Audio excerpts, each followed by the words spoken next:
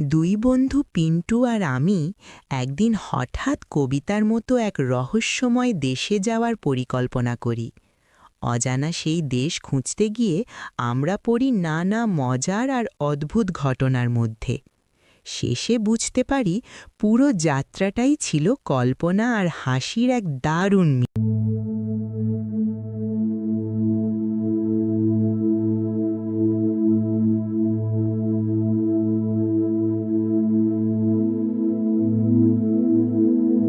আমরা যাব বলেই হঠাৎ লাফিয়ে উঠল পিন্টু। আমি অবাক হয়ে বললাম, কোথায়? সে নাটকীয় ভঙ্গিতে বলল, আমি তোমার দেশে, আকাশ যাহার বনের শীষে দিকহারা পথ। আমি বুঝলাম আজকে কিছু একটা গোলমাল হবেই। তবুও কৌতূহল সামলাতে না পেরে বললাম, চলো দেখি তোমার সেই দেশ কেমন। আমরা দুজন রওনা দিলাম।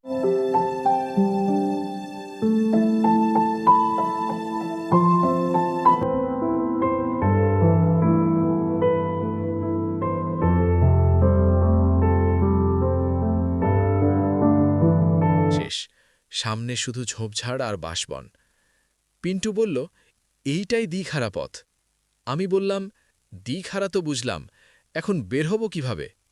হঠাৎ ম্যা শব্দ শুনে দেখি একটা ছাগল আমাদের দিকে তাকিয়ে আছে। পিন্টু ফিসফিস করে বলল, এটা নিশ্চয়ই এই দেশের গাইড। আমি হেসে বললাম, তাহলে জিজ্ঞেস কর পথ।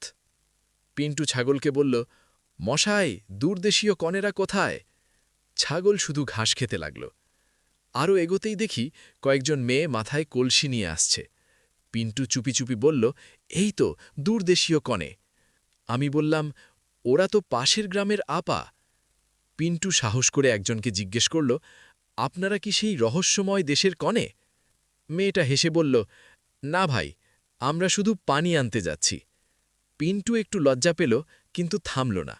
সে বলল, তাহলে এই দেশ কোথায়?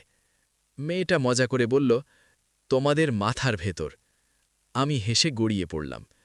পিন্টু একটু ভেবে বলল, তাহলে এতক্ষণ আমরা নিজের মাথার ভেতর ঘুরতেছি?